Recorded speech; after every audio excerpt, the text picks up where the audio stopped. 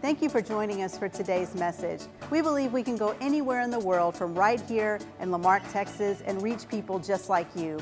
If you'd like more information about Abundant Life, please visit ALCC.org. You can also text the number below if you would like to support the church financially. Be ready for a powerful message that's going to impact your life. My daughter was talking to me the other day. She's learning scripture stuff. She's learning some scriptures. She was giving me her memory verse the other day. So as a preacher, as a father, I'm awfully proud of her. So it's pretty cool. And then she said, Dad, she said, there's a story that I learned. And I was like, cool, what is it? She was like, it's about Jesus's little brother in the pit with lions. And I was like, okay. I said, we're kind of close. We're getting there. And I said, so we straightened that story out a little bit. But she told me the story of Daniel in a lion's den. And I was excited about her knowing that. I was excited about it because it's a great story. But I began to kind of think about it. And so I went back the last couple weeks and have been looking at it. And so you're going to kind of get some thoughts on that tonight. So starting in Daniel 6 and verse 3, and I'll kind of skip around. So I'm not reading just the entire story.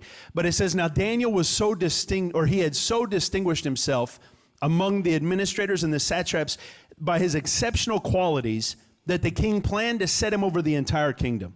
At this, the administrators were upset, and they tried to find grounds for charges against Daniel in his conduct of government affairs, but they were unable to do so. They could find no corruption in him, because he was trustworthy, and neither corrupt nor negligent. Finally, these men said, we will never find any basis for charges against this man, Daniel, unless it has something to do with the law of his God. Man, I like that. Daniel was without issue. He had no problems. He wasn't corrupt. He wasn't crooked. He had nothing wrong with him. He was a righteous, honest man. So they go to the king and they say, King, they said, look, I think that you're awesome. That's what they said. They said, you're the greatest king there ever was. And people should worship you instead of anybody else. So why don't we make a law that says if anybody worships any other god but you, then they're going to get thrown into a lion's den. And the king was like, I am pretty cool. I like that idea. Let's make it a law. So they tricked this king into making a decree. So verse 9, so the king put the decree in writing. Now when Daniel learned that the decree had been published, he went home to his upstairs room where the windows opened towards Jerusalem. And 3 times a day, he got down on his knees and he prayed, giving thanks to his God, just like he had always done before. Daniel said, I don't care what you say. I don't care what the decree is. I don't care what's going on. I'm going to pray like I've always prayed. I'm going to do what I've always done. I am a man of prayer. I'm going to continue to pray. I'm not going to pray to the king. I'm going to pray to my God. And it said, so these people saw him. They had the room on the other side with the camera looking in, and they had him trapped. In his room, they saw him pray. Daniel's like, I'm not hiding it. The windows are open. I'm not trying to keep a secret. And it said they trapped him, so they go to the king. And they said, King, they said, man, you said the law was that if anybody else prayed to anybody else, they were going to die. King's like, man, that's what the law is. And they said, well, Daniel has broken the law. And it says the king tried and tried to get Daniel off of this deal. He said, man, let's change the law. And they wouldn't let him do it. So the king gave the order. And they brought Daniel and they threw him into the lion's den. Then the king said to Daniel, may the God whom you serve continually rescue you. He said, man, I hope that this works. He said, I'm hoping so. And it says a stone was put over the mouth of the den, and the king sealed it with his ring and the rings of the nobles so that his situation might not be changed. Then the king went back to his palace. That whole night he didn't eat, he didn't have entertainment, he could not sleep. And at the first light of dawn, he got up and he ran to the lion's den.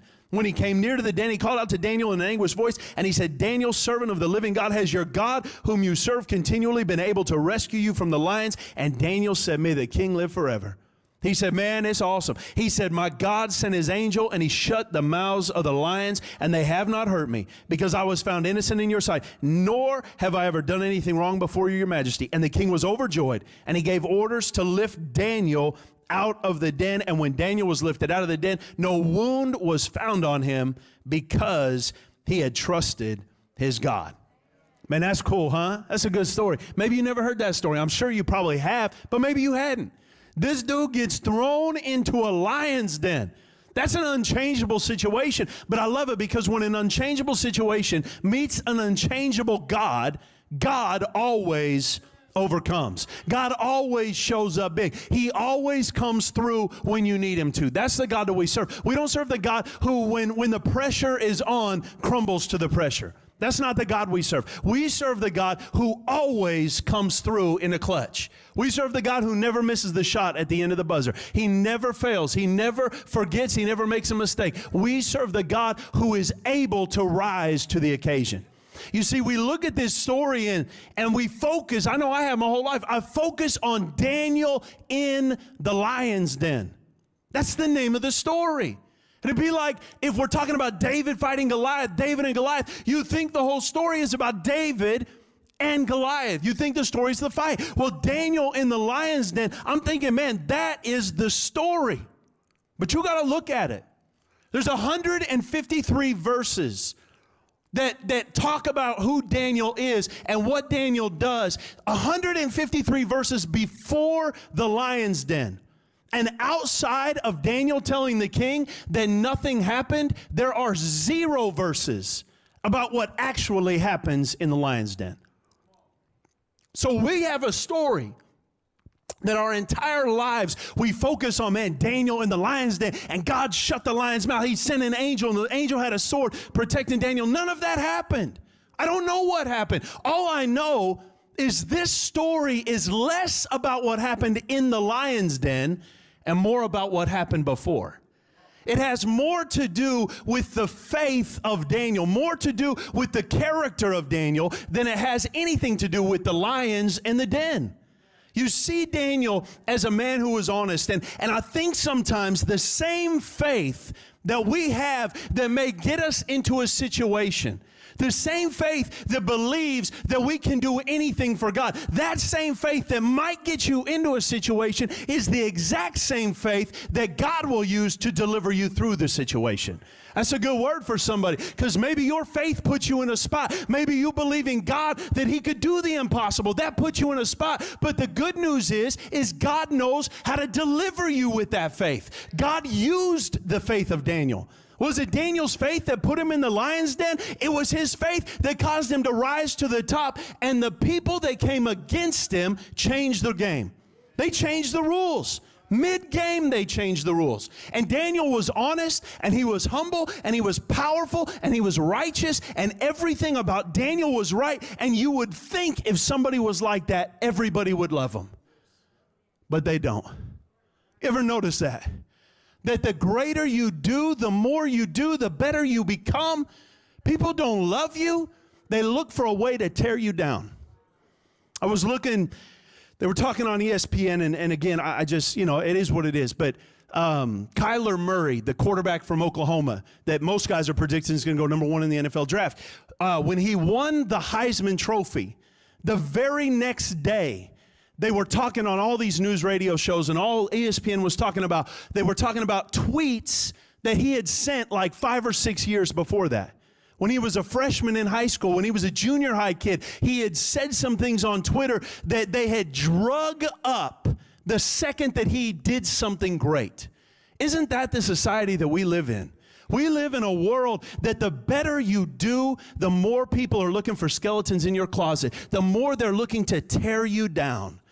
Man, the greatest miracle in this story is not that the lions didn't eat Daniel. The greatest miracle in this story is that they were unable to find anything wrong with him. That's the best miracle in this story. That's the greatest thing in it, is that they looked and they could not find anything.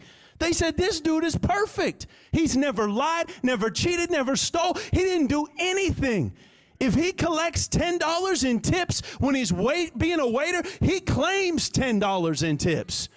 Doesn't matter if it was on a credit card or cash. He is an honest man. So they had to create a new law. They had to change the rules in the middle of the game. And his act of defiance, I love this, Daniel's act of defiance is what God used as a platform to do something great in his life. Man, your act of defiance sometimes, just standing against the attack of the enemy, your act of saying, I'm not going to do what everybody else does. I'm not going to be who everybody else wants me to be. I'm not going to do any of that. I'm going to be who God called me to be. And that act of defiance is what God is going to use to work you into something great. It's what produces God's faithfulness. You want God to do great things in your life? Be the person that God created you to be. Be who God wants you to be. Because if you keep trying to do what others think is right and what others want you to do, you're never going to succeed. Because you're not them. You can't keep up with the Joneses. You can't do it. You can try, but you're going to fail. And it's not just about the money. It's about everything in life. We've got to be who God has called us to be. You see, the enemy's trying to find you. He's trying to find a way to ruin you, trying to find a way to make you miss. 1 Peter 5:8 says that the enemy goes about like a roaring lion, seeking whom he may devour. He's going about, I like it, like a roaring lion. It doesn't say he is a roaring lion. It doesn't say he's this dangerous animal. It says he's looking for somebody to devour. He's looking for somebody. The devil is nothing big in your life. If you're a believer, if you're an unbeliever, you ought to be afraid of the devil. If you're a believer, you've got nothing to fear because you are standing against a defeated enemy. He's already been defeated. All you have to do is stand up to him. If you stand up, the devil cannot touch you. He can't own you. He goes about seeking whom he may devour. You see, we live in a world that we live in the natural, but around us spiritually, there is a war going on. A war that we don't see, that we don't feel, that we may not hear, but there is a war in the spiritual realm. And so many people want to put their head in the spiritual sand and just say, I'm going to ignore the devil. Because maybe if I ignore him, he will ignore me. I mean, let's get real. That's not going to happen. That's not going to happen like that. We want this mindset that maybe if I don't do anything to the devil, if I just live my life and be just, whatever, I can be good in my marriage, I'll be good on my job, I'll be good with my kids, I'll be okay. The devil's not going to mess with me. No, that's not the way it works. You can keep dreaming. You can just put a check mark next to that dream and say, that was a nice one, because it's not realistic. That's not the way it works. You know what happens if you don't stand up to the devil? You know what happens if you don't fight the spiritual war? You're going to lose it. You'll lose the spiritual war. You will be devoured. Because the only way the devil is going to devour you is if you refuse to fight. If you fight, you can't lose. You say, well, I don't want to fight. I want to be left alone. It doesn't work like that. You don't have that option. That's not an option. It's fight or be devoured. I don't know about you. I choose fight. I would rather stand up. Because watch, you don't actually have to fight. The fight's already been won. God has already fought the fight. He's already done the work. All you've got to do is stand up. You just have to make a stand. But man, people, they just cover their eyes so often and think if I just cover my eyes, I'll disappear. My boys do that. They're 2 years old and they do that. It's a great game we play. They'll cover their eyes and I'll say, where's Mackie? Where's Mavi? Where'd you go? And they just giggle and think that this is the greatest game because they somewhere in their little 2-year-old mind think that if I can't see Dad, he must not see me. And you know what? That's great when you're 2. But Jude, if you start doing that on the front row, you say, well, you can't see me. Let's get real. I can see you. It's not the way the game works. When you're 2, it makes sense. When you matured, when you grew up, it doesn't make sense anymore. The same thing is true spiritually.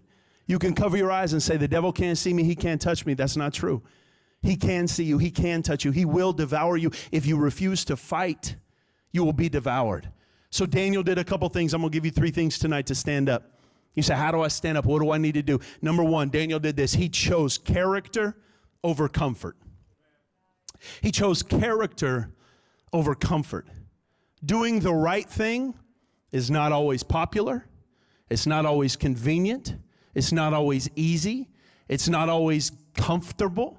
Doing the right thing sometimes is difficult. Sometimes it alienates you. Sometimes it puts you in a situation you don't want to be in, but you've done the right thing.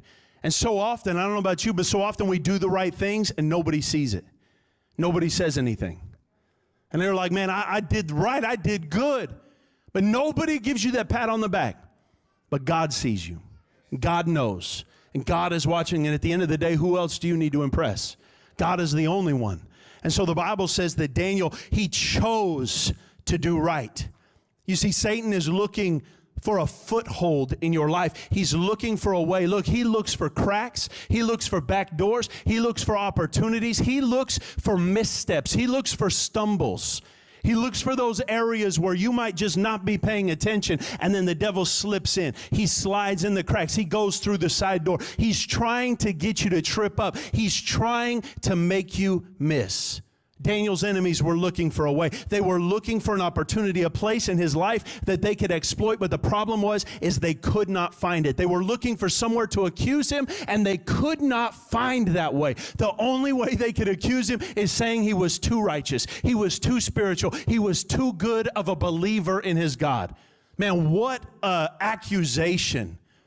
Sign me up for that one. As somebody says, man, you are too good of a Christian. You are too nice of a person. You are too good of a father. You are too good of a believer. You pray too much. You believe in faith too much. You read your Bible too much. Sign me up for somebody accusing me of that. I think that would be all right. I don't know about you. That'd be okay.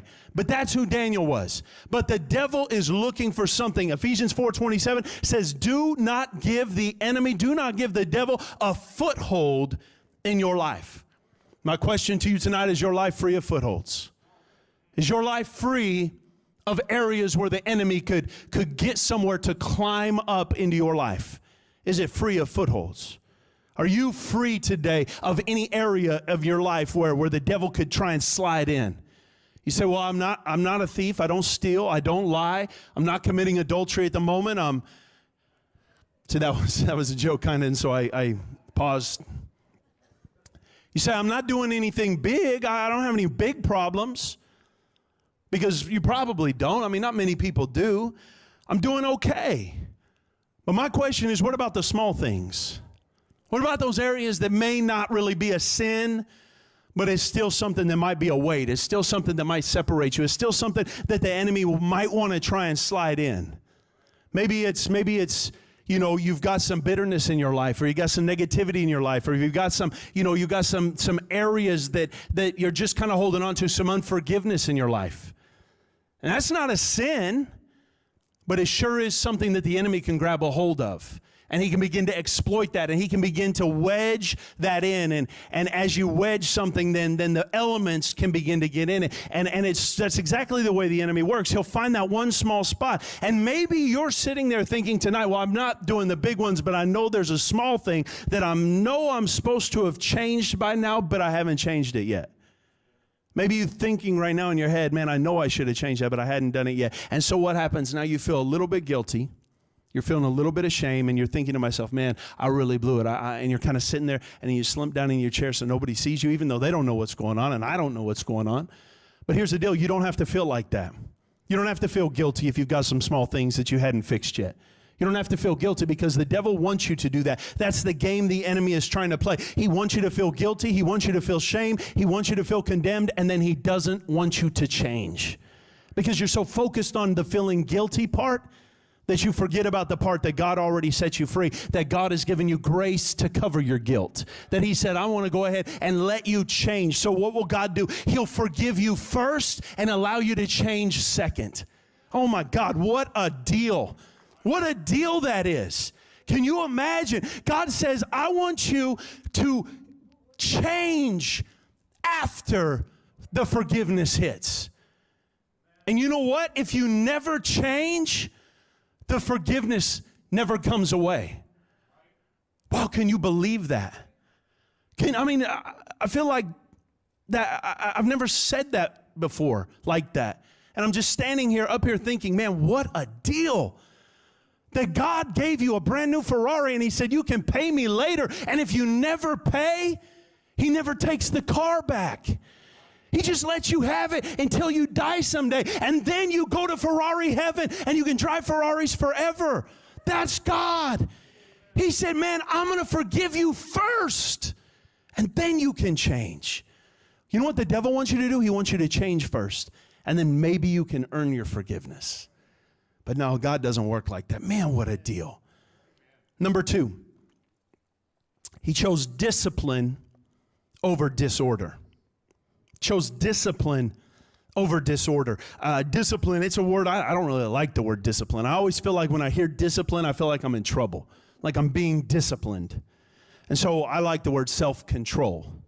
But self-control didn't have a D in it, and disorder was the word I wanted to use, so discipline it was. But Daniel had a disciplined prayer life. Said he prayed 3 times a day, regardless of what the order was, regardless of what the decree was. I'm going to pray 3 times a day like he always did. He had a disciplined diet. He refused, when he came to Babylon from Judah, he refused to eat the foods that they ate. He said, I'm going to continue to eat the stuff that I eat. He refused. He had a disciplined diet. Successful people, when you look at people of success, almost 100% of the time, they are very disciplined people. I was reading an article about Nick Saban, the coach of Alabama, and you can love him or hate him. I love him and hate him. It's like that, man. The dude is, Alabama is such a great team. I was reading his article about him, and it said every morning he wakes up at the exact same time. He gets on his treadmill, he gets on his elliptical, or he goes outside and walks every morning. Every day when he goes to practice or when he goes to his team meetings, he eats an oatmeal cream pie. It's what he eats for breakfast every single day. It says every day at lunch, he goes to the exact same restaurant and orders chicken salad every single day, 7 days a week. When he comes home for dinner, he eats one of 3 meals every single day. You say, man, that's got to be boring. What? He makes no decisions. He makes no choices. I know some CEOs of these big companies, they wear the exact same shirt, exact same pants every single day. You look at their closet and it was the exact same everything. I think Steve Jobs was like that. And you have the exact same. You say, why would they do that? Nick Saban's got a $12 million a year contract. Dude's making money. Why would he eat the same terrible chicken salad every day? It must be awesome chicken salad. I don't know. But why would he do that? You know why? Because he's got decisions that he's making that are so important that he doesn't want to worry about his chicken salad. He don't want to worry about what he's eating for lunch or what he's going to wear that day or what he's going to have for breakfast. He knows what he likes, and he does it every single day. He has a routine. He's got a system that works. He said it. He said, I make mindless decisions. I love that because successful people make decisions. He said, because look, when my team loses or when a coach quits or when a player has a discipline issue, he said, I don't want to be focusing on what I've got to eat. He said, I find strength and comfort in my routine. Prayer should be your routine. Believing God should be your routine. Faith should be your routine. Those should be, watch this, mindless decisions that when you get a bad report, you don't even think, oh my God, what am I going to do? No, you immediately go to prayer because prayer is your routine. You immediately go to faith. When fear shows up, you fight it with faith because faith is your decision. Faith is your routine. You got to be like that. It does you no good, though, to be great in areas that don't matter. You got to be great in areas that make a difference, that matter. Because you can be a good father and you can be a good worker, but if you don't know how to pray and you don't know how to believe God when a spiritual attack hits your family, you're good for nothing. You can hug your kids, but you've got to know how to pray away. You got to know how to pray healing over your kids, how to pray deliverance over your kids. You got to have those areas disciplined. When I was a kid, man, one of my heroes was a runner in the 70s named Steve Prefontaine. Ran for the University of Oregon, just an incredible runner. He was just amazing at everything that he did, and his training routines were just insane. This dude was so disciplined. Woke up every morning, ran the same amount of time. This guy was just disciplined on a different level. He never let somebody beat him at anything because his whole thing is I can't get a losing mentality, so I don't let anybody beat me. He said, I constantly want to win because I'm a winner. And so the thing is he was going through and this dude was so disciplined and always made the right choices. And then one night he went to a party. And one night he had too much to drink. One time. And it said he was driving down the road and his car kind of went a little bit off the road, and then somebody else made a bad decision and they hit his car, or he wasn't able to turn, or whatever happened, and he died that night. One area he was disciplined, in one area he lost his discipline in a split second, in one moment, one night of saying, I'm just going to let it go. And it cost him everything. He died in that car. Look, I'm telling you, man, you got to have discipline in the right areas. Discipline is only good when you've got it in the right areas. And then number three, tonight, if you're taking notes, number three, I'm almost done. It says Daniel chose love over life. He chose his love for God over his care for his own life. He chose his relationship with God over everything else. You see, we've got to choose in our lives, we've got to choose to hold on to the love of God. You got to hold on to the love of God in your life. Because watch this, when you hold on to the love of God in your life, watch this, God holds on to you. And God protects you, and God delivers you, and God shields you. When you hold on to God, God holds on even stronger. I'm gonna show you real quick. I want to show you kind of what I'm talking about. And so I'm going to bring up my little boy. I'm going to bring up McLaren. I'll bring up Maverick, but Maverick likes mom more than he likes dad sometimes. Come on, you. You going to come up with me? Oh, look at this boy. All right, so this is McLaren, right? This is my oldest boy by 30 seconds. Come on. So me and McLaren and Maverick and Mercy, we were all at, we went to a jumping place yesterday. And we were walking in the parking lot. And you see Maverick holds on to my hand just like that. I let him hold on my finger because that's the way he does it. And so, or McLaren did. And so Mackie holds on to my finger. And when we were in the parking lot, there were cars driving all around. And so he was holding on to my hand. But do you think, let's walk up here, come on. Do you think that I'm going to trust this man's grip to protect him if a car's coming? No, because look how big Mac is and look how big Dad is. I'm bigger than he is. I'm faster than he is. I'm more agile than he is. I'm smarter than he is right now, but probably not for long. But watch, when he holds on to my hand, what I do is I do this. I don't know if you can see my hand. You see, he's holding on as tight as he can, but that's not tight enough. So what I do is I grab him even tighter, and I hold on to him even tighter. And look, that's the way our love of God is. When you love God with what you can love God with, God says, I'm going to grab you even tighter, and I'm going to protect you, and I'm going to love you, and I'm going to hold you. And when the devil tries to attack you, God said, I'm not going to let you go. Because when you hold on to God with your love, God's love overcomes your love. And he takes care of you. You ready to go back to mom? Let's go. Go get mommy. Go get mommy. Go get her. All right, y'all give Mackie a hand tonight. But that's what happens. You see, when he reaches out to me, I reach back to him. My kids have never come up to me and put their arms up without me picking them up. I do it every single time. Because I want them to know every time that they need dad, dad's there. And watch, our Heavenly Father is even more than that. He will always come to you. He will always reach out. You say, yeah, but I've done a lot of stuff. It doesn't matter. He knew you would do that stuff before you were even born, and he still chose you. He still loved you. He picked you. You see, God will protect us. When you reach out to God and say, God, I love you, God's love overcomes you and he protects you. Daniel chose his love of God over everything else. You have to put your love of God over everything else in your life. You got to put it over your ambition. You have to put it over your care. You have to put it over your worry. You have to put it over your problems, over your dreams, over everything. Because watch, when you love God with everything you've got, God will always take care of you. And God will always go farther than you could ever imagine. It's the love of God that separates us from the hurts of this world. It's what protects us from the pains of this world. And so many people, I've talked to people all over for years about having a lion's den experience. What is that? Not the trouble of the lion. I'm not going to go into like a lion's cage. I'm not interested in that. I do want to go shark diving. You know, when you're in the cage and the sharks come up. I'm interested in that. Because there's a cage between me and the sharks. I'm not going in a cage with the sharks. That's crazy. But watch. People say, I want to have a lion's den experience. What are they talking about? They want to have God move in a huge way.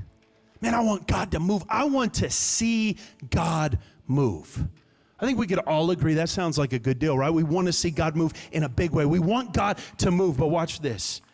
In order for us to have God prove himself in the lion's dens of our lives, we have to first prove ourselves in our faith in this life. You have to prove yourself daily with your faith. It's not just about, God, I want you to show up, but I'm going to do everything I want to do, and I'm not really going to take a stand for anything. You say, man, I haven't seen God move in my finances. I want God to move in my finances like a lion's den kind of finances. I'm in trouble, and I want God to move. Are you giving God 10% of what you do have? Because watch, if you don't have the faith before the lion's den, how can you ever have God move in the lion's den? It was Daniel's faith. Now, will God come and save you even though you hadn't done nothing? Yeah, I believe he will. That's the mercy of God. But watch, I don't want to use up my mercy of God tokens. I want to do right beforehand so that when I get in that moment, I have total belief and no fear because I know God is going to do something. You say, I want God to move in my job. I want him to get all the people in my job saved. Do you segregate your religion from your job? Do you segregate God from your job? Because if you do, how will they ever have an opportunity to come to Christ through you? You say, I want God to move in my family and friends. Maybe half your family and friends don't even know you serve God. So you say, man, I want them to just get saved, but you have to do your part. But you know what the great thing about it is? It's not like God makes you come 90% of the way and then he finishes with the 10. If I had to put a number to it, I would say that God comes, or that you go 10% of the way and God comes 90% of the way. Every time I see it, that's what it looks like. You see, I want God to go to work in my life. But I want to challenge you. This is my challenge for this week. This is, as I close this is my challenge for you. So you say, what's my challenge? What do I want you to do this week? I want you this week to not live your life like Daniel did in the lion's den. I want you to live your life like Daniel did before the lion's den. I want you to live your life where somebody could come to you and they could say, man, I could look at any area of your life. I can look at you when you're with people. I can look at you when you're alone. I can look at your taxes. I can look in your bank account. I can look at every area of your life, and there is nothing I could ever find that would say you are wrong in anything. Is that going to be possible? Can you do it? I don't know. Maybe. Everybody's got issues, but I'm telling you, you can make your issue not count. You can rise above your issue. You can say, man, I got problems, but from this day on, I want to have something that nobody can accuse me. I want something where they can look at every area of my life and they would say, man, that's a good person right there. That's a good man. That's a good woman. I want you to pray every day. Just pray every day. You don't have to pray 3 times a day on your knees like Daniel did. You can, but you don't have to. Pray every day, number 1. Number 2, have integrity. If you say something, do it. If you say it, do it. Have integrity. Not when people are looking, but have integrity when no one's around. When it's just you. Man, that's the toughest kind of integrity to have. Number 3, serve God continually. And I wrote regardless every day. Continually. I'm going to serve God all the time. And I'm going to serve him regardless. And that, what do you say? What's that mean? I'm going to serve him when I see it, and I'm going to serve him when I don't. I'm going to believe God when he answers, and I'm going to believe God when he hadn't answered yet. I'm going to trust God when I feel like he's moving, and I'm going to trust God when I don't feel like he's moving. I'm going to live in such a way that God has a platform to do great things in my life. I want to give God an open rein to do whatever he wants to do, to move however he can move in my life. And I believe, look, if you live like that, if you say, I can make a decision to live like this, man, imagine how God can use you. Imagine what God could do in your life. Imagine in those areas when you feel like, man, the walls are caving in, how God is going to show up. You will have a lion's den experience, but it doesn't start in the den. It started beforehand. And so I just want to encourage you this week, man, let God move in your life in a big way by forming you and changing you into the person he wants you to be. Every person, go ahead, if you would, stand up on your feet and just lift your hands to heaven. And I just want to pray over you before we're dismissed tonight. And I just want to pray that God this week, Shows you those areas. We talked about them. We got those big areas, and maybe you're cool with the big ones, but I'm going to talk to you tonight about the small ones. I'm going to pray that every small area, every area that the enemy's trying to find a foothold, he's not going to find anything. He's not going to find anything, and you're going to be able to reach out in love to God, and God's going to wrap you up, and he's going to protect you, and he's going to guide you, and God's going to heal you in the process. And you don't have to be broken. You don't have to be alone. You don't have to be afraid, because God's going to move in your life. To learn more, visit walterhallam.net. Here you'll find a list of resources to help you with your daily walk in Christ.